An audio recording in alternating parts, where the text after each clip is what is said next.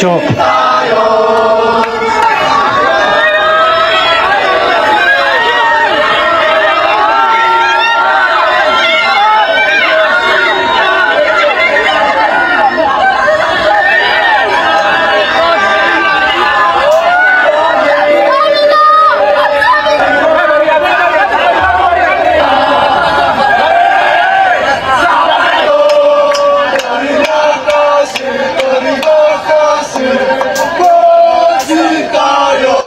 Inilah momen La Grande Indonesia mengawal coach Shin Tae-yong di Bandara Soekarno-Hatta, di mana Shin Tae-yong akan pulang ke kampung halamannya, Korea Selatan, setelah tidak lagi menahodai timnas Indonesia.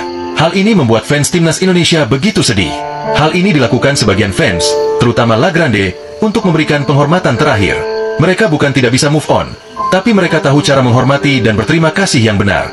Respect untuk kalian semua. Inilah ya, seperti yang kita ketahui, Shin Tae-yong kurang lebih 5 tahun jadi pelatih Indonesia, dan banyak hal yang sudah dia buat untuk timnas, dan ya akhirnya kita bisa menikmati sepak bola khususnya timnas sampai dengan saat ini. Ya itu ada andilnya ST juga. Ini bukan berarti kita belum move on segala macam, tapi memang ya kita sebagai bangsa yang besar kan kita harus berterima kasih terhadap orang yang sudah berjasa untuk membangun sepak bolanya kita. Nah, yang dibuat sama La Grande Indonesia, saya pikir itu salah satu bentuk kedewasaan dari supporter, di mana berterima kasihlah terhadap orang yang pernah membuat sepak bola kita berada di titik yang sekarang. Artinya berada di titik yang lebih tinggi dari sebelumnya. Itu yang patut kita buat acungi jempol, bahwa supporter Indonesia masih banyak yang berpikiran waras bahwa harus berterima kasih kepada Coach Shin Tae-yong yang punya andil besar untuk sepak bolanya kita itu.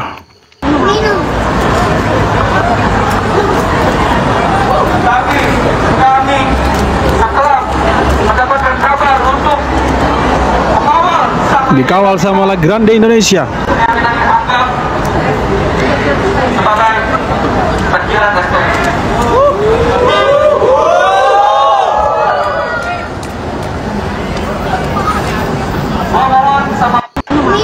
La Grande Indonesia ini ya seperti yang kalian tahu lah, salah satu basis supporter besar di Indonesia itu, selain Ultras Garuda itu. Ya, ini dia guys, kondisi terkini dari Bandara Soekarno-Hatta. Terlihat teman-teman, LGI atau La Grande Indonesia mengantarkan mantan pelatih timnas Indonesia, Coach Shin Tae-yong, untuk menuju ke negaranya di Korea Selatan sana. Dijadwalkan beberapa jam lagi, Coach Shin dan rekan-rekan Yoon Ki-hoon, Kim Jong-jin, Dr. Choi, dan seluruh staf kepelatihan Shin Tae-yong berangkat menuju Korea Selatan. Banyak-banyak terima kasih kita ucapkan, semoga perjalanannya lancar dan sampai ke Korea dengan selamat, dan ditunggu lagi coach di Indonesia untuk nengok-nengokin foundationnya, akademinya, dan jelas timnas Indonesia.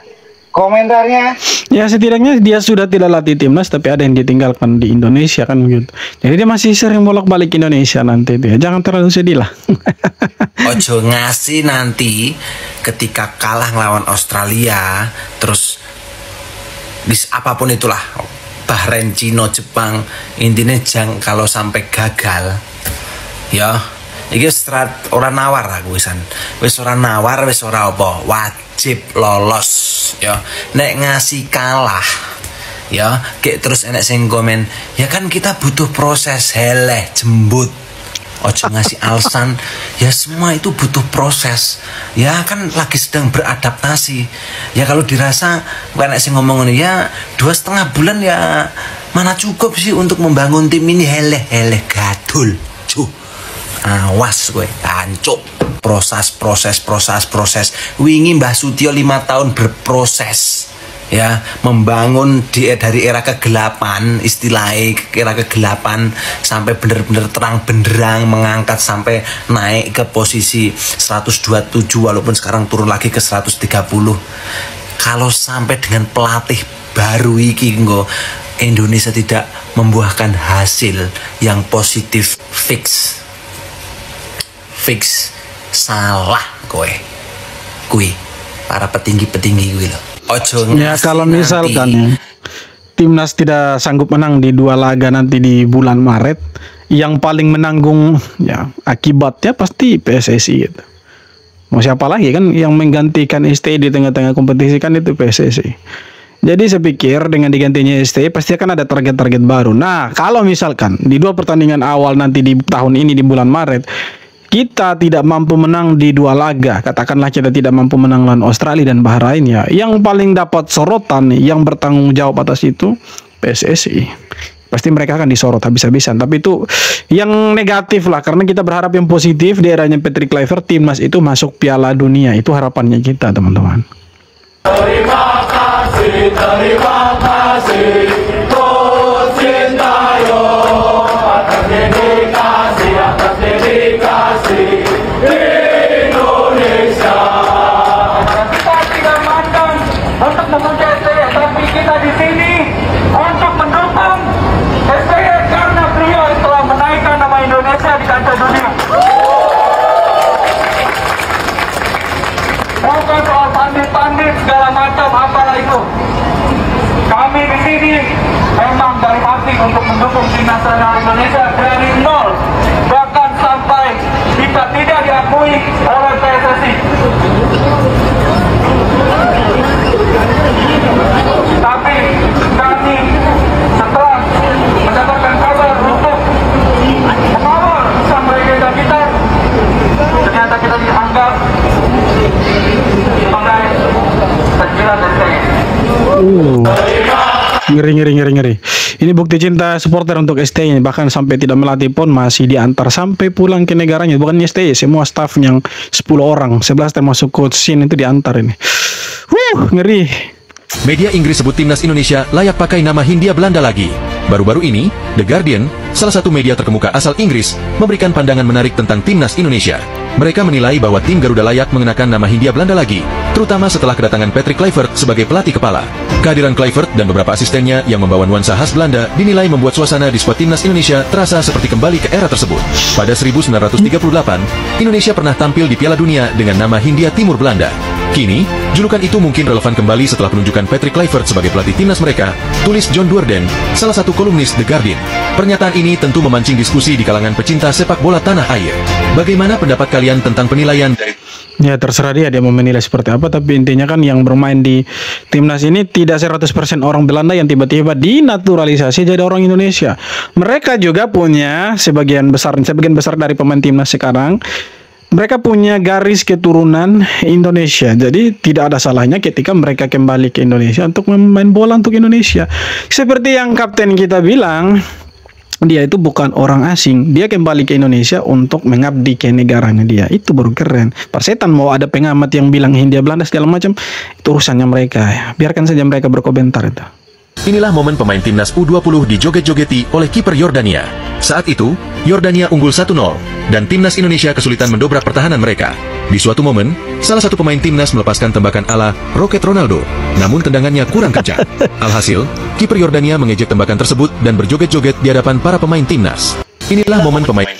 Iya, mungkin ini hanya gara-gara uji coba. Jadi timnas Indonesia U20 belum menunjukkan ya mereka punya performa yang sebenarnya. Mungkin nanti mereka akan tunjukkan di pertandingan sesungguhnya, itu di Piala Asia U20 ya. Ini prediksinya saya teman-teman. Karena kalau di uji coba seperti ini, mereka tunjukkan mereka punya performa yang terbaik segala macam, nanti kan terbaca mereka punya strategi di Piala Asia. Jadi ya tidak apa-apa kalah di ya uji coba seperti ini, ya, tidak masalah. Itu bukan tolak ukur bahwa mereka gagal kan. Nanti yang membuktikan itu adalah bagaimana mereka bermain di Piala Asia U20 dan menghasilkan hasil yang positif dan membanggakan Indonesia. Itu yang paling penting sebenarnya. Malaysia ditolak lagi.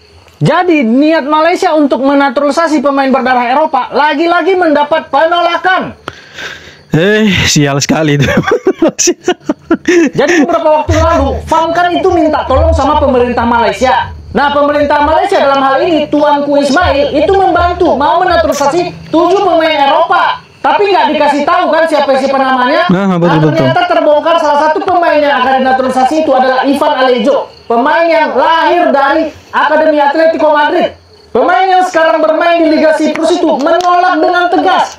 Aku tidak punya darah Malaysia. Woi, taruh di mana tuh muka, woi? Malu banget lo kalau itu.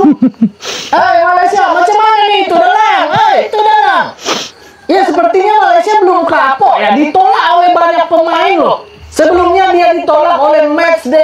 ditolak oleh Josh Brownhill, dan yang terbaru ditolak oleh Naim Garcia dan juga sekarang oleh Ivan Alejo. Padahal kata Safi Sali, Malaysia itu bisa loh ke Piala Dunia. Tapi dengan syarat pemain-pemain keturunan itu mau memperkuat timnas Malaysia. Lah mereka aja rame-rame menolak loh, lomba-lomba untuk menolak membela Malaysia. Bahkan mereka merasa nggak pernah punya darah keturunan Malaysia. Aduh, kasihan sih kalau timnas Malaysia begini terus. Udahlah, janganlah sia-siakan tuh Jepang hijau. Ada kok yang Ya ujung-ujungnya Jepang hijau tuh, Bangladesh. Tapi begini loh, karena kalau kelas tim nasional seperti ini masa sih tidak punya tim untuk memantau pemain-pemain keturunan. Ya kalau macam kayak kita di PSSI pasti kan kita punya tim ya untuk memantau siapa-siapa pemain keturunan. Pasti ada datanya lah untuk ya pemain-pemain keturunan. Pasti punya, tidak mungkin tidak punya tiba-tiba datang pemain keturunan dan untuk Indonesia kan tidak mungkin segampang itu ya. Tidak sesederhana itu. Pasti ada datanya, ada analisanya, ini ke garis keturunannya dari mana ke berapa segala macam sesuai tidak dengan aturan FIFA. Makanya kita punya pemain-pemain keturunan itu memang mereka punya garis keturunan Indonesia gitu. Tidak sama dengan Malaysia. Nah, kenapa kita punya pemain-pemain keturunan itu mau bermain untuk Indonesia? Nah, mungkin salah satu penyebabnya adalah Indonesia punya prospek yang luar biasa ke depannya. Itu targetnya kan Piala Dunia. Makanya kita lihat sekarang pemain-pemain grade A itu banyak yang mau bermain untuk timnas Indonesia. Nah, yang terbaru kan ada Ole Romeni dengan Jairo Ritwell. Kemudian ada satu lagi yang saya lupa namanya siapa, Matthew Baker. Bukan Matthew Baker, Baker ya, Baker juga dia punya nama belakang itu. Matic Baker siapa? Coba kasih tahu di kolom komentar itu. Nah, pemainnya Lille itu. Cuma dia itu dari garis keturunan keempat kalau tidak salah. Jadi sepertinya dia tidak sesuai dengan aturan FIFA. Nah, mereka ini punya garis keturunan Indonesia. Nah, berbeda dengan Malaysia begitu. Nah, pertanyaannya, ini yang kita tidak tahu. Apakah dari FAM ya, Football Association of Malaysia tidak punya tim analis begitu untuk ya sekedar menganalisa mereka punya pemain keturunan ya benar-benar garis keturunan Malaysia, karena selama ini yang mereka klaim itu memang tidak punya darah ya, Malaysia gitu, seperti Josh Brownhill ya kan, Ian Madsen pun mereka bilang ada garis keturunan Malaysia. Kemudian ada lagi satu yang pernah di interview sama Yusa Nugraha itu kan pernah diklaim sama Malaysia, tapi dia bilang dia tidak punya darah Malaysia, tapi punya darah Indonesia.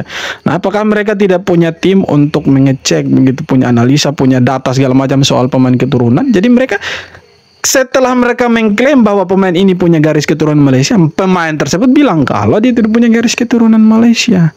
Nah, lucu-lucu juga mereka ini. Bagaimana mau ke Piala Dunia? Coach Indra Syafri salahkan pemain karena pemain ini gagal mengeksekusi penalti. Ya, jadi timnas Indonesia U20 di laga perdana Mandiri U20 Series Challenge mini turnamen untuk persiapan Piala Asia U20. Timnas Indonesia harus kalah guys dari Yordania dengan skor akhir 1-0. Dan di sesi wawancaranya setelah pertandingan, Coach Indra Syafri mengatakan harusnya penalti itu masuk dan pemain juga tidak turun moralnya karena penalti tidak masuk dan juga ada beberapa peluang ya tidak menghasilkan, ucap Coach Indra Syafri. Iya, jadi yang mengeksekusi penalti kemarin itu adalah Welber Jardim ini guys.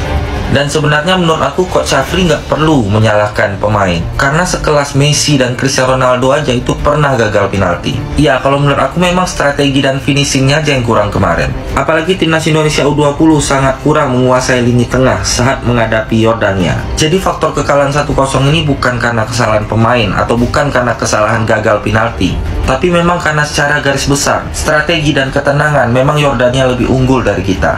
Ya, semoga kita doakan di pertandingan berikutnya hari ini timnas Indonesia U20 bisa lebih tenang dan bisa lebih memanfaatkan kesempatan, karena lawan sesungguhnya di Piala Asia besok itu sungguhlah sangat berat guys. Kalau menurut kalian gimana? Coba tulis pendapat. Sebenarnya waktu lawan Yordania itu yang paling fatal itu mereka salah passing itu. Selain salah passing itu tidak ada penyelesaian akhirnya. Itu tendang juga gawangnya 8 meter itu tapi tidak ada yang gol satupun. Itu salah satu penyebabnya. Kemudian kalau ya gagal penalti, saya pikir semua orang pasti pernah gagal penalti. Nah, pemain sekelas Messi, Ronaldo, Neymar, Suarez ya kan itu pernah gagal penalti, tapi kita tidak pernah dengar ada pelatih yang berbicara soal itu ya. Mungkin ada tapi ya sudahlah. Maksudnya dengan gagalnya si Welber Jardim eksekusi penalti, saya pikir ya harusnya walaupun gagal cetak penalti lewat gol, cetak gol lewat titik putih lewat penalti, harusnya ya striker yang lain bisa cetak gol dong.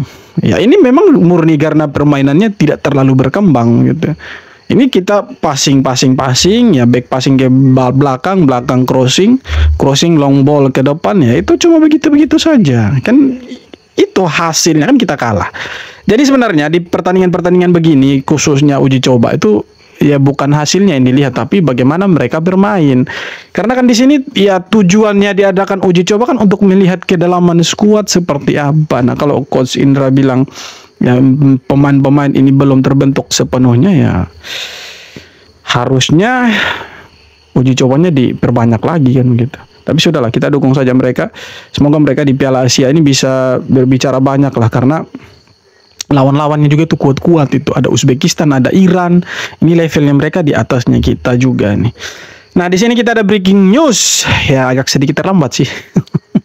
Bukan breaking news sebenarnya. Ini kita punya pemain baru, si Kevin Dix Bakarbesi itu sudah ya resmi bergabung dengan Borussia Mönchengladbach. Ya. Salah satu klub di liga teratas, Liga Jerman. Jadi kita punya salah satu pemain Indonesia, mungkin satu-satunya ya pemain Indonesia yang sudah resmi jadi pemain Indonesia yang bermain di ya Bundesliga lah, Liga Jerman. Ini keren teman-teman ya. Semoga ada pemain-pemain dari grade A lagi di Eropa yang bermain di Eropa yang mau main untuk timnas. Jadi kita ya lihat kita punya timnas luar biasa lah. Oke teman-teman, sekian video kali ini. Terima kasih banyak sudah menonton video ini sampai akhir. Sekali lagi jangan lupa untuk like, comment, dan subscribe, dan kita jumpa lagi di video-video berikutnya. Hormat.